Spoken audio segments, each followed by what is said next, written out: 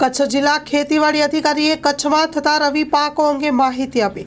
કચ્છ જિલ્લામાં રવિ પાકોમાં ખાસ વધુમાં વધુ ઘઉં, રાઈ અને જીરુના પાકનું વાવેતર થતું હોય છે, જેમાં સૌથી વધારે જીરુના પાકનું વાવેતર થયેલ છે અને તે બાબતે માહિતી આપી રવિ પાક વિશે વાત કરી હતી।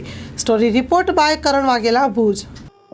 કચ્છ જિલ્લામાં વાત કરીએ તો આપણે રવિ પાકોમાં ખાસ વધુમાં વધુ ઘઉં, રાઈ અને જીરું પાકનું વાવેતર થતું હોય છે।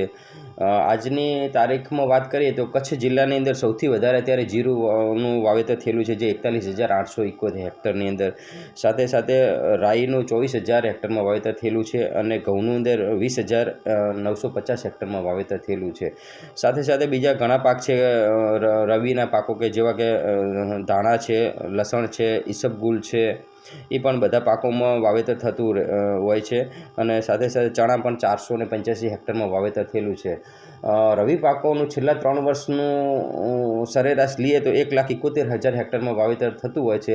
અત્યારે કચ્છ જિલ્લામાં રવિ પાકોનું વાવેતર 1,70,000 હેક્ટરમાં થઈ ગયેલું છે।